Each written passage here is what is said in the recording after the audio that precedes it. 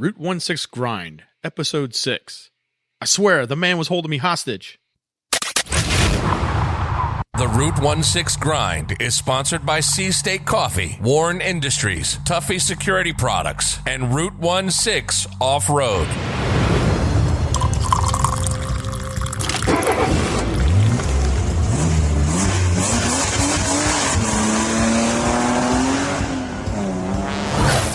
Welcome to the Route 16 Grind, the podcast for outdoor adventurers. Each week, we bring you information related to off-road and outdoor activities. If you wheel, hunt, fish, overland, or are an all-around adventurer, this podcast is for you. Each week, we pour a cup of Sea State coffee and talk about informative topics, the gear, and the training that can help you have a successful outdoor adventure. We have amazing contributors and some great conversation. So, grab your cup and enjoy the show. Here are your hosts, Brian and Chuck. All right, Chuck, we're back.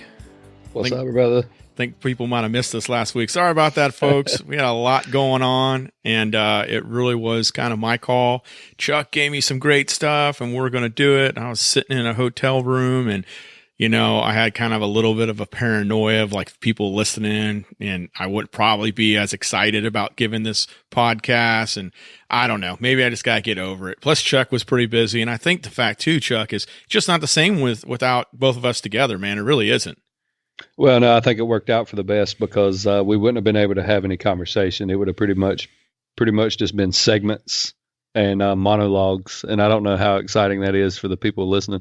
Yeah, it was pretty tough that one time. Then you weren't here. I mean, it's just not the same. I didn't get the same energy. And I tell you, me personally, I'm a listener to Chuck and what he brings as content. I learned so much from him, and I'm excited what he shares. And this show is going to be no different. So definitely stay tuned, and if you can't get to the whole podcast, you definitely want to save this one. Want to support the show? How about becoming a Route 16 Grind Patreon today for as little as $1 a month? It's not just a contribution, but an investment that goes directly to the show. Help this podcast to expand and grow. Benefits for each level range from a shout-out during the show, connecting with us directly on Discord, receiving swag, to being listed as a show producer with bonus benefits. We also accept Bitcoin and other cryptocurrencies. Check out our show notes for the links to the Patreon page and our cryptocurrency wallet. On this episode of the Route 16 Grind, this week's Outdoors Update, Chuck shares with us his experience from this past weekend with the WRC Getting Outdoors event. In the Rock, Mud, and Dirt, Brian talks about his Carolina Jeepster Toys Tots event from this past weekend. In the Cup of Joe segment, Chuck and Brian catch up and talk about the holidays and things to come. The Red Warren badge says you're equipped to handle anything, ready to conquer any challenge that may come your way. That badge has stood for off-road excellence for more than 70 years. During that time, we haven't stopped innovating or striving for perfection. Be ready, be prepared, go Warren. The Outdoor Update is brought to you by Tuffy Security Products. Having your vehicle broken into is not a laughing matter. Trust Tuffy Security Products to stop opportunistic thieves. Tuffy is the industry leader in automotive security and provides peace of mind when you walk away from your rig. Durable and easy to install, Tuffy Security Products has adventure-ready consoles, drawers, and lockboxes available for you to organize your rig and secure your gear. Visit TuffyProducts.com and use special offer code GRIND to save 10% on your order. Remember to lock it up. Welcome back to the Outdoors Update, the weekly segment where we provide you with stories, news, and information from the recent goings-on in the outdoor world. Well, this week is going to be a little bit different. As you already know, Brian and I both are on the road, and I'm taking off actually Friday morning to go to Colorado for my wife's 30th birthday, and we're going to get in a little snowboarding. But so this past Saturday, I was able to participate in a Getting Started Outdoors event, which was essentially, this was the second leg of the GSO program.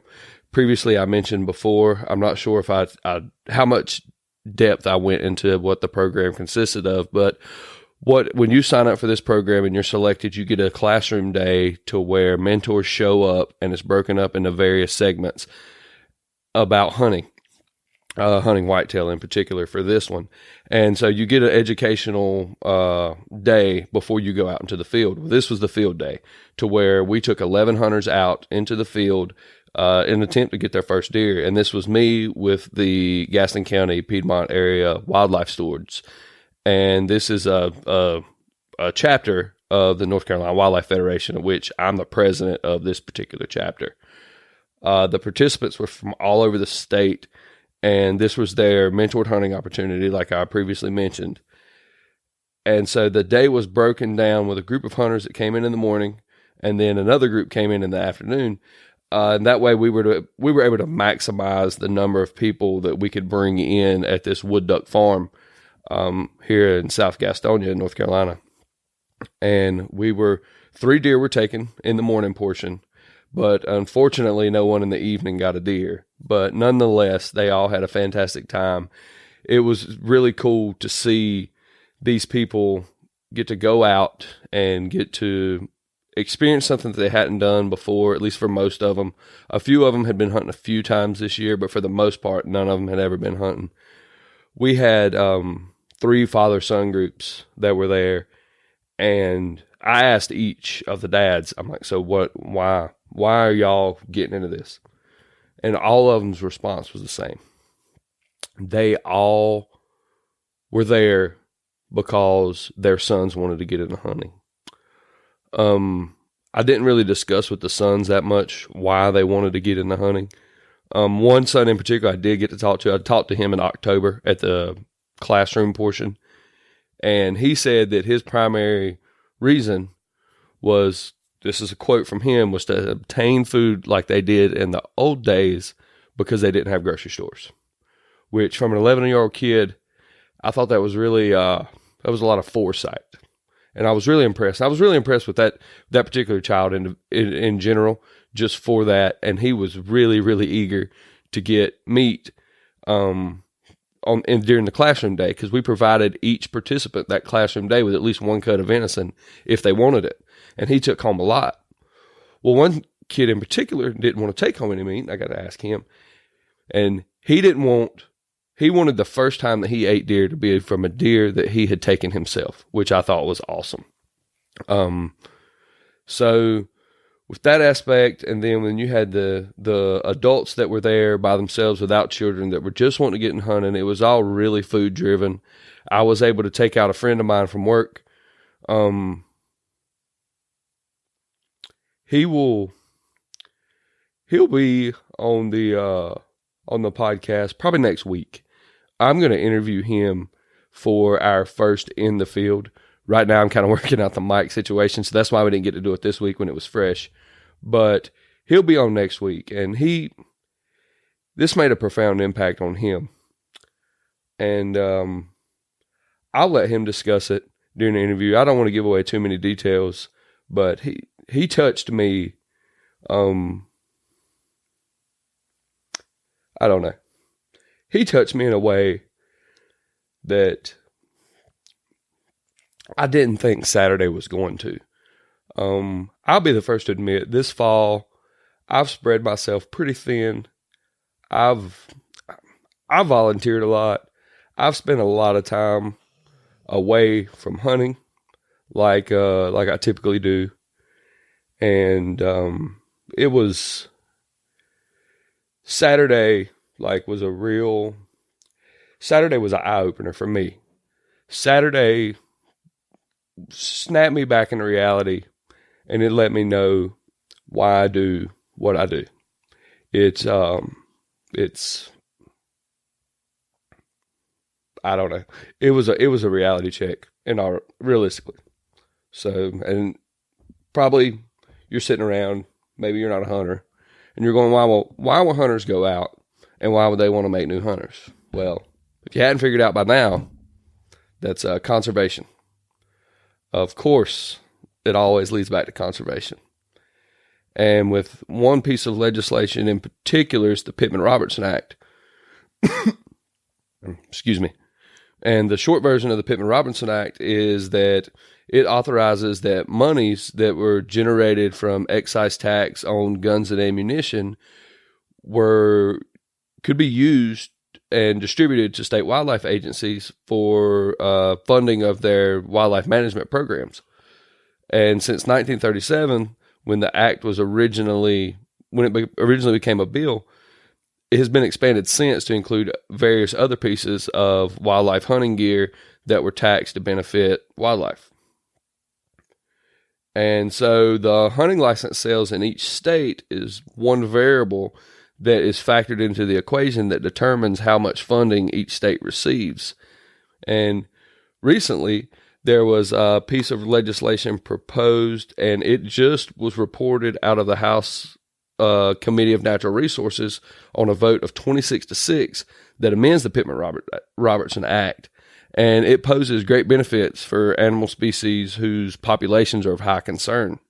The bill, H.R. 3742, ensures dedicated funding for a previously created sub-account of the Pittman-Robertson Act in the amount of $1.3 billion, all of which is coming from the general fund.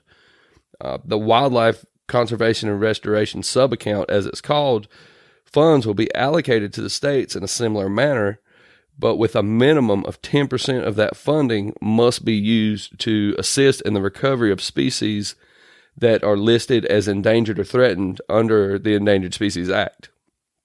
And this is important because Congress has found that more than 150 species are presumed to be extinct, with another 500 likely to be extinct. And then 1,200 additional species are designated of species of greatest concern or greatest conservation need. And that's including more than 700 wildlife species in the United States that are already listed as threatened and endangered under the Endangered Species Act. And so they've conducted an assessment of the best known groups of the United States wildlife and plants, and that indicates that 1/3 of America's species are vulnerable to extinction, and 1/5 are imperiled or at high risk of extinction. So the funds coming out of the sub account, they'll be supplementary to the funds that are already being utilized for the Pittman-Robertson Act, with all of the excise tax remaining in place, all of that funding. In other words, it's just growing it. They won't say, well, we use this $1.3 billion. We don't have to dip in this excise tax. We can take this excise tax. We can funnel it somewhere else and use it for something. It all has to stay. And then the $1.3 billion is just a supplemental fund coming out of this sub account. And then in addition to the $1.3 billion, an account was created called the Tribal Wildlife Conservation and Restoration Account. And that was established with dedicated funding of $97.5 million to assist in the funding of the wildlife programs on tribal lands. And this is a huge piece of legislation, in my opinion. It will become, more than likely, this is going to become a generational landmark in wildlife conservation. And this is going to be this Congress's big stamp. This is going to end up being huge.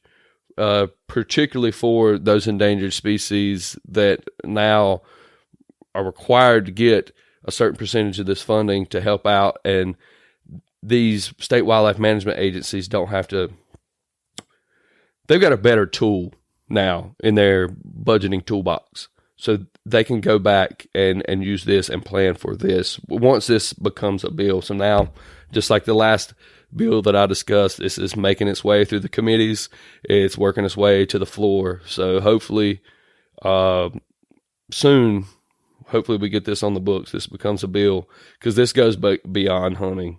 These dollars will go towards pollinators, birds, amphibians, much more.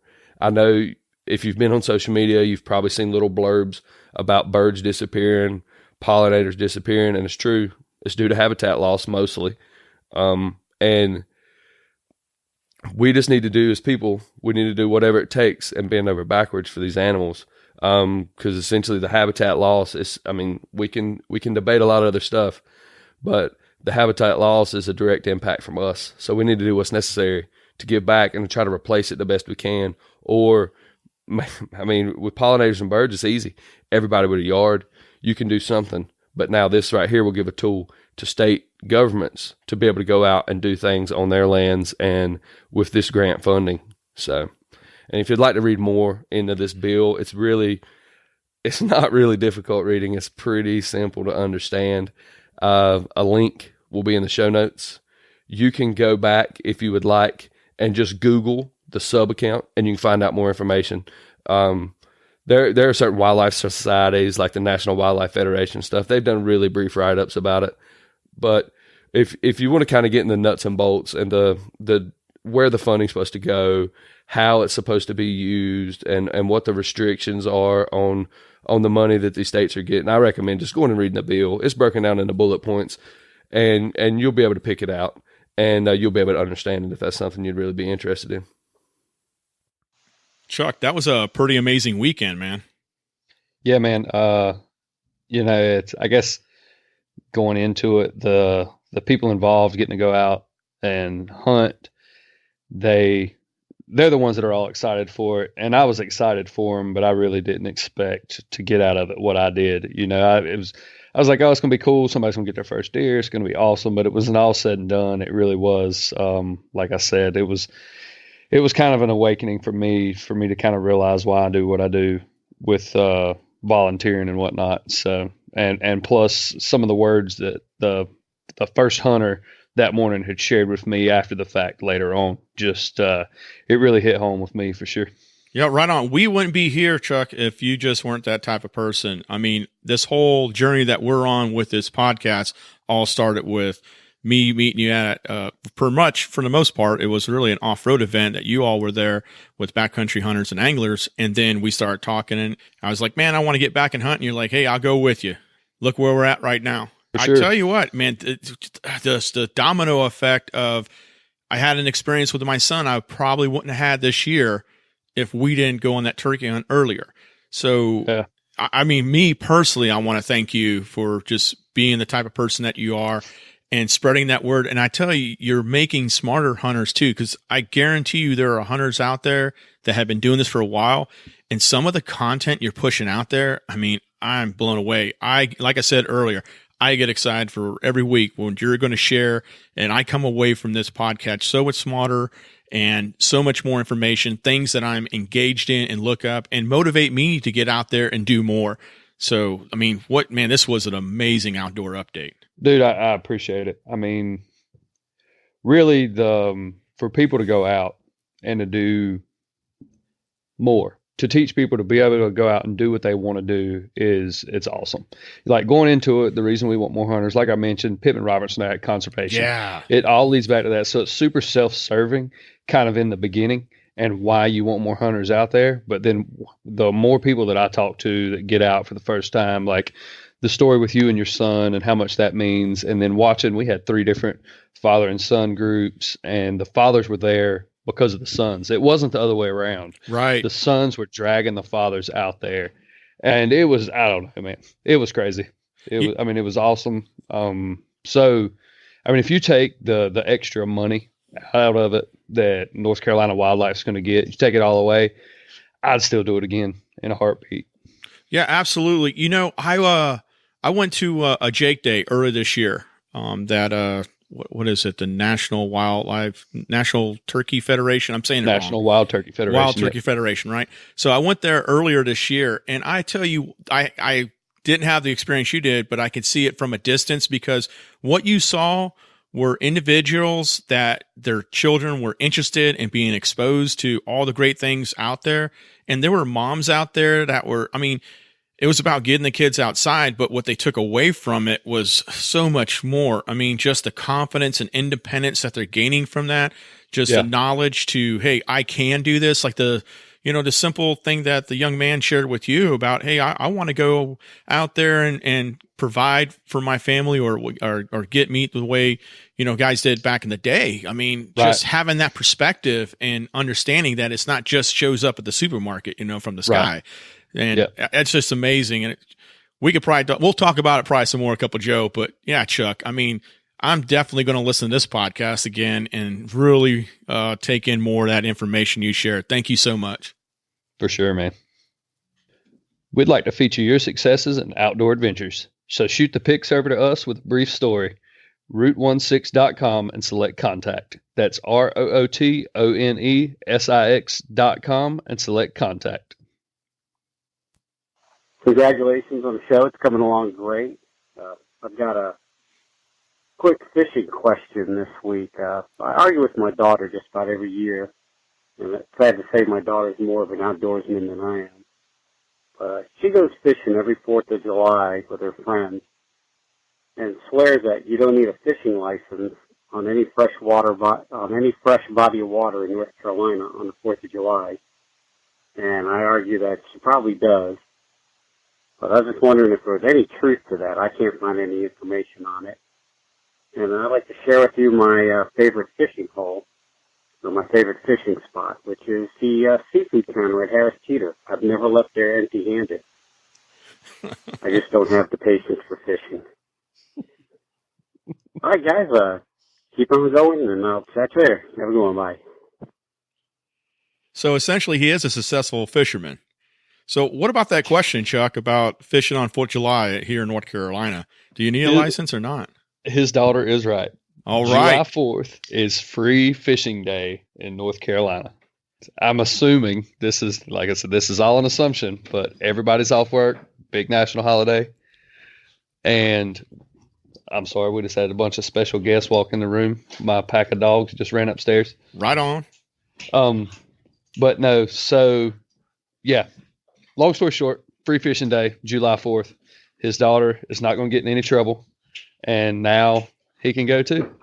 Yeah, that's great about hunting here too in North Carolina. Under 16, you get your tags. They got youth days. That's one great thing. I know we share a lot about North Carolina, but we need you to call in and give us some great information about where you're at, and we'll be more than happy to talk about that. Definitely. In fact, you want to be on the show? Maybe you should share with us some interesting hunting, fishing, overland, wheeling, or adventure news. You should give us a call, the Route 16 hotline at 919-694-3356, and maybe you will be on our next show. We would love to have you. Since 1989, Tuffy Security Products has been the industry leader in automotive security. Tuffy has a variety of vehicle-specific consoles, drawers, and lockboxes. Tuffy manufactures adventure-ready organization and security for your Jeep, truck, or SUV. Visit TuffyProducts.com and use special offer code GRIND to save 10% on your order. In the Rock, Mud and Dirt is brought to you by Warren Industries. At Warren, we pour our effort and our thirst for adventure into every product we make. You better believe American pride runs deep here in Clackamas, Oregon. Here, a small army of engineers, technicians, machinists, and assemblers design and refine Warren products, bringing them as close to perfection as possible. Their work is backed up by legendary quality control that doesn't just stand up to rigid Warren standards, it lives up to the toughest demands of the world's top vehicle manufacturers and military suppliers. How do we know? Because they've partnered with Warren for decades. This quest for peerless reliability, this Warren difference, will be around as long as Warren Industries is in business. At least another 70 years. Go prepared. Go Warren. Welcome to the Rock, Dirt, and Mud. Sorry missed you last week. Well, we missed you. Hopefully you missed us. But we had to flex with some things going on in life. I was pretty busy with work. Chuck was out as well. We're doing family stuff, but we're here now. So one thing I want to share with you is a week and a half ago, I was invited to help support a great event, the Carolina Jeepster Toys for Tots Drive, a toy drive hosted at the Carolina Ale House in Fayetteville, North Carolina. Now, this club, along with the support from Infidel Jeepsters, Combat Vet Motorcycle Club, and there was a car club, and I apologize, I didn't get their name, True Patriot, Mission 22, and many others, they were able to collect over 500 toys and hundreds of dollars in a span of just 4 hours. This event was quickly thrown together, and the word spread quickly. Notice the groups. You had Jeep clubs. You had a motorcycle club, a pretty cool car club, and I'm so sorry I don't remember your name. And, all these people just pulling their resources together to ensure that kids in need in 3 counties in North Carolina, they were able to wake up. They're going to be able to wake up on Christmas Day with toys under the tree, and that's going to be a really great thing. The Toys for Tots Drive is well known to be associated with the Marine Corps, and this particular one was no different. The Marine League in Fayetteville, North Carolina, they stepped up and led the way. They recruited some great clubs with some amazing people. I had my son out there with me, and I was very happy for him to experience this positive community event. Now, switching gears, I want to quickly give a shout out to a brand that came through for me personally a few weeks ago. Since I installed a Tuffy tailgate locks box, I actually use it. I wanted to beef up my tailgate support. So I went with a More Ride tailgate reinforcement kit, and that was one of the things that was placed on order for me. Well, when I received the product, some of the items were missing, and it would have made me impossible to do the install without really expending my entire flex tie inventory. If you're a Jeeper, you know exactly what I'm talking about. Well, I wasn't willing to do that. Those are for emergency purposes for the most part. So I hit More Ride the next day, and within a day or two later, that whole kit was replaced. Now, put this in perspective, I have kind of half of a kit. Instead of me having to send it back or them just send me pieces here and there, they just sent me an entire new kit. That was pretty awesome. Now, I have yet to install this product, so I can't give you a full review yet. But if you want a brand with great customer service, I can say through my personal experience, More Ride is a brand that looks out for you. Thanks to Ryan and the entire More Ride team, you made me one happy Jeeper. Isn't it amazing how far a little customer service will go? I tell you what, I just threw myself out there. I don't know anything about this brand. I was like, I need to try different things so I can share it, well, obviously on the podcast, but also with the off-road stuff. I mean, I see a lot of similar stuff, and everyone's kind of doing the same thing. I really want to expose myself to other brands, hey, they might just be just as good, maybe more affordable, maybe they're too expensive, maybe they don't work at all. I want to be able to provide that. But this brand, holy cow, I was totally blown away. They don't know me from Shinola, or I don't know. Right. Maybe they heard, maybe they do hear, they heard the podcast possibly. I don't know, Chuck. Oh, yeah. Could it be? But immediately responded. I was blown away. Thank you so much. And the gentleman, Ryan, you really came through. I got that email return within probably half an hour. And then it was just one thing after another, got with another department, verified some things, and boom, he put it out the door. So that was pretty amazing. And just, go ahead. Oh, I was going to say, it just makes a world of difference as far as like when I'm buying stuff. It to me, it goes right up there with customer service and quality go hand in hand. If it'll get the job done, but your customer service is better than, say, the number one product on the market, well, I'm going with the one with the customer service. You're right. I agree with that. I absolutely do. And the thing too is the quality generally goes hand in hand, like you said. They generally do. The only time I notice where the difference is when you have that hot new item, and then that brand just kind of becomes jerks about it because there's no stuff's flying off the shelves. But you're just one new product away from being that old dated stuff. And I think a lot of brands have gone through that, regardless of what industry you're in, they have gone through that. And the ones that stay are the ones that understand that, hey, I got to keep my customers happy. And that's a good thing. Yeah. So, that event too, that was pretty cool. And I talked to a few of the Carolina Jeepsters out there, and they had really good things to say about the podcast. In fact, I talked to one of the Infidel Jeepsters too about it, and they really enjoy our communication here. So, our conversation. So I really appreciate you guys, I'm talking to out there, and, thank you so much for listening. And you know what? Keep doing those good things. I'm going to keep sharing them, keep doing them. Let's get out there and help the community. Have an idea, or maybe you'd like to contribute to one of our segments? Then go to route16.com and select contact and let us know your idea. That's ROOTONESIX.com and select contact. Imagine walking back to your vehicle in the parking lot and seeing glass on the ground with your door wide open. Your stomach drops and your world is turned upside down. Don't become a victim of opportunistic thieves. Be proactive and install a Tuffy. Since 1989, Tuffy Security Products has been the key to locking it up. Tuffy has adventure-ready consoles, drawers, and lockboxes available for your rig. With universal and vehicle-specific options, has something for what you drive. Organize your rig and secure your gear by visiting TuffyProducts.com today. And special offer code GRIND to save 10% on your order. That's GRIND in the special offer code box when you go to checkout at TuffyProducts.com. The Cup of Joe segment is brought to you by C-State Coffee. Have you ever actually drank good coffee? Stop wasting your money on old, stale coffee from the store and make the switch to C-State Coffee. C-State Coffee is a United States Marine Corps veteran-owned and operated roastery, selling premium coffee that's roasted on order and delivered fresh to you. Order your coffee today at www.cstatecoffee.com. Chuck, I mean, when we started this podcast, or I just say probably an hour before, I was dead dog tired. I was yawning, man. I was pitiful. Yeah. now I have all this energy, man. I'm so glad we're able to do this. I mean, this is something to look forward to. And yeah, it's good to have you back. And I can't wait for the other shows that we're going to do. Yeah, man, especially considering we weren't even sure if we were going to actually record tonight or not. And, but yeah, we needed to get some content out. Tomorrow, hopefully, fingers crossed, or sometime in the next few days, I'm going to be interviewing one of the people that I took on the hunt. Well, at this point in time, I guess it's the weekend before last, but so he's going to get to explain his experiences and stuff and why he got into hunting, and hopefully, and also the benefits of the Getting Started Outdoors program, and with the goal of hopefully maybe some of the listeners out there also say, hey, you know what, that's something I'd like to do.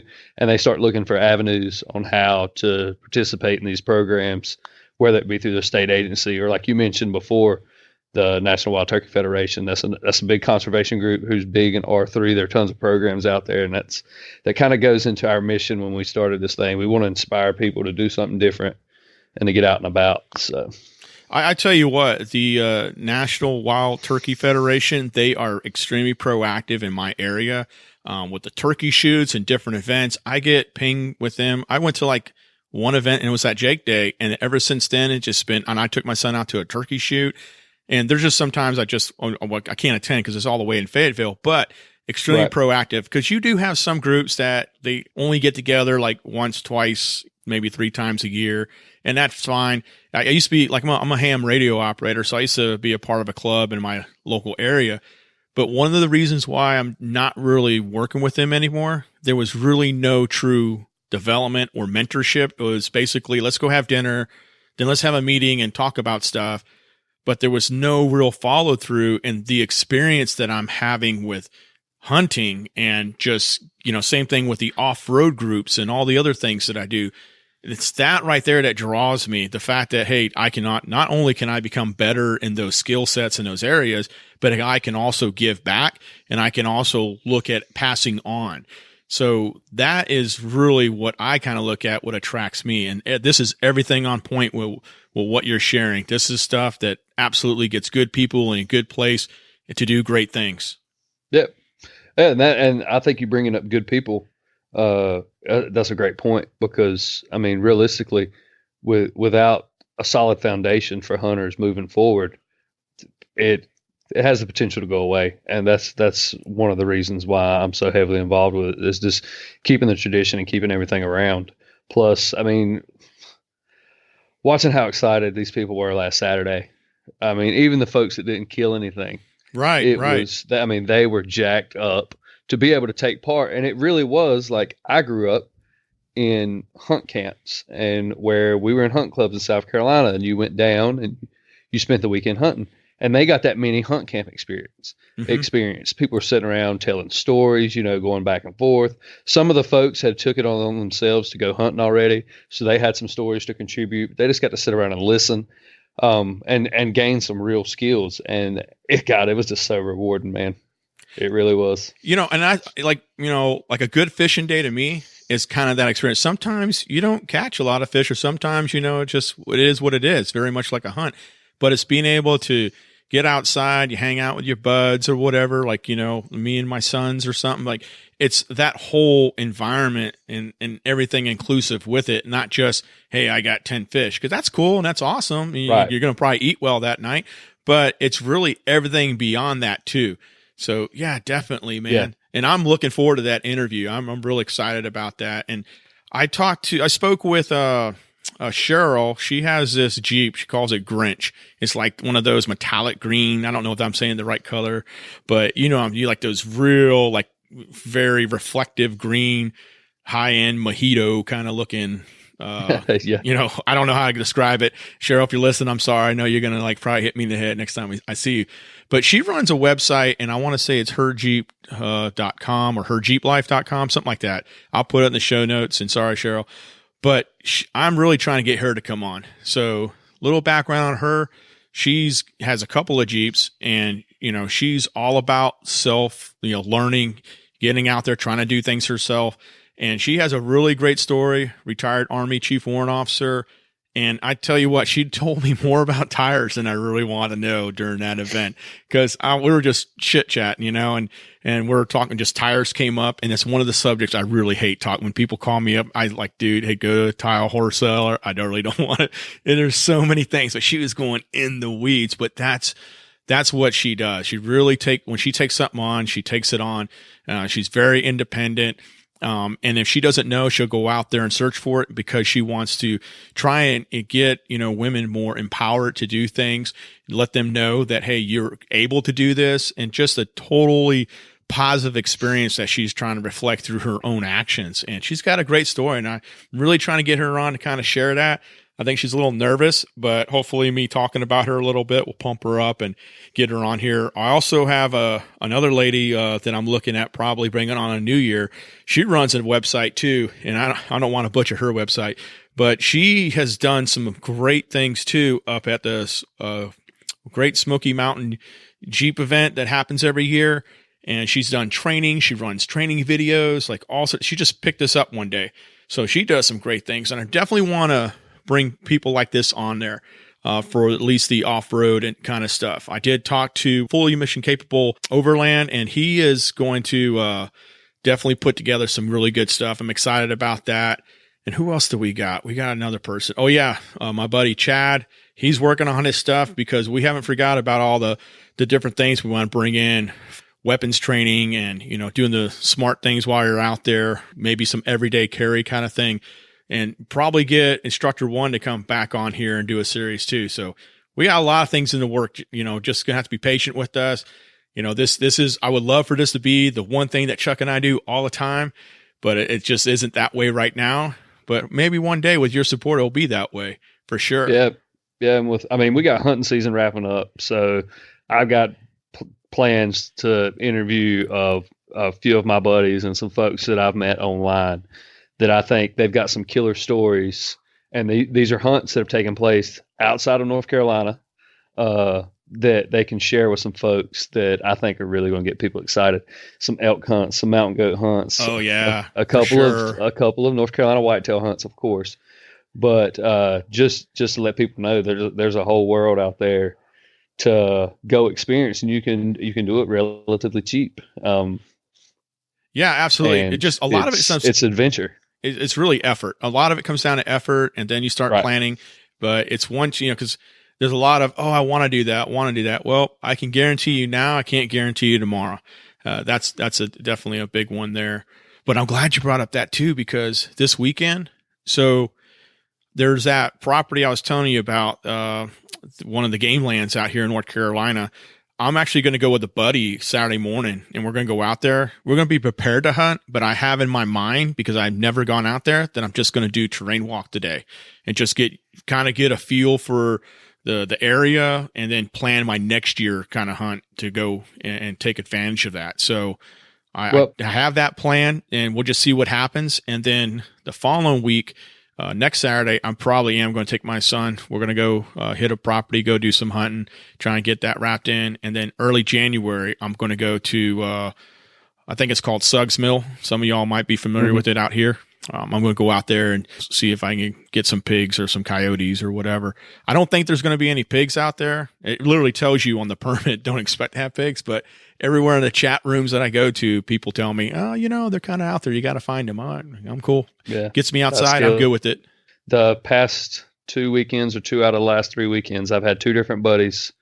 One was walking in for an evening hunt with a stand on his back, public land, shot a pretty good buck.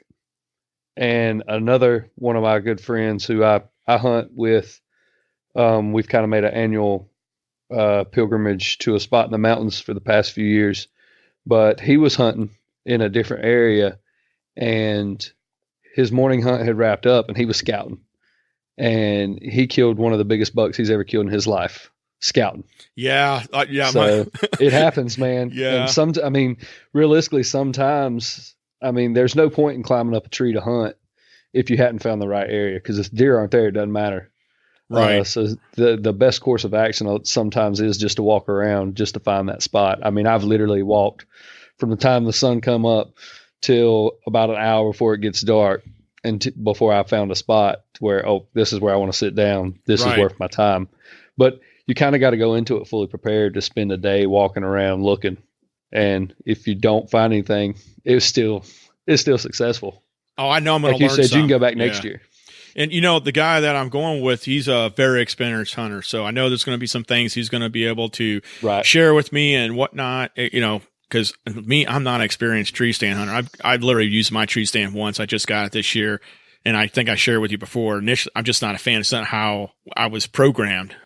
He swears by him. So definitely, Oh, yeah, man. Yep, I'm definitely, and I know you are. You got a stash of them. So getting that, being receptive to that and listening to that, I'm really looking forward to it. Right. Well, it also buys you a little bit more of a margin of error versus being on the ground. You can get away with a little bit more movement. You can conceal yourself better. Play the wind. You can hide your scent a little bit better by being up, particularly if you get up 20 plus feet or whatever. Right. But I mean, when you, like, I've been using a saddle this year, so and a lock on stand, which is, if you don't know what that is, you just need to Google tree saddle or hang on tree stand, either one, because I'm not going to be able to explain it through words. Sounds like something that a lineman would use climbing a pole. That's what it sounds like. That is, yeah. And essentially, what I use a set of like climbing sticks, which looks like a ladder segments. I strap to the tree, and that's how I climb the tree. Then once I get in the tree, I can hang my stand. Well, the one benefit of that versus like a climbing stand, which is something that not only is it your tree stand, but it's your climbing mechanism, is I can get into a lot of branched trees that way. Right. And so I can get up into a tree that has limbs going the whole way up. And when I get up in that tree, I have better cover. Right. So it's just far more beneficial for me than sitting on the ground. I've got a couple buddies that have made a living off of hunting off the ground, which is fine and well. Tons of people are successful at it. But like I said, you can just get away with a little bit more when you're up in a tree. And two, a lot of times your vantage point's that much better. So you Right. can see over stuff and you can see into stuff a little bit easier that way. So that's just my preferred way to hunt. You know, when you explained that to me, that what hit me is, I don't know if you might have seen this video. There's a hunter. He's in very much a very covered position, elevated in a tree, and he's bow hunting. And he took a shot on this beautiful buck, and the arrow literally stuck into a branch. It wasn't really that big. And it's right on target. And the buck just sat there and looked at him. And he just couldn't believe that was going on. But yeah, it's on video. I wonder if I can find it, but I just felt so bad for him. And it happens. I mean, it Yeah. happens for sure. But I mean, it's one of those deals. Like I said, the advantages versus the disadvantages for me far outweigh the advantages to being a tree far outweigh the advantages of being on the ground. I agree with that. Like I you're mean, more mobile and you're easier it's easier to get up and take off. But if I'm not turkey hunting, once I find that spot, I don't really plan on moving right. again. So it's just, and plus I'm a kind of what's over there, that type of person. You can ask anybody who's turkey hunted with me. That's how I am. Right. But so being able to see over there without walking there is something that I put a lot of weight on and a lot of value in. Yeah, you can see a lot, that's for sure. And I'm telling you, like, Chuck, we're gonna have to start prepping for that turkey hunt, man. We gotta do it in 2020, brother. And I cannot wait for turkey season. If you've ever wanted to hunt, or if you've been hunting, say you went deer hunting, you're like, oh, that's boring. I'm not hunting. Hunting's boring. My goodness, you got to go turkey hunting.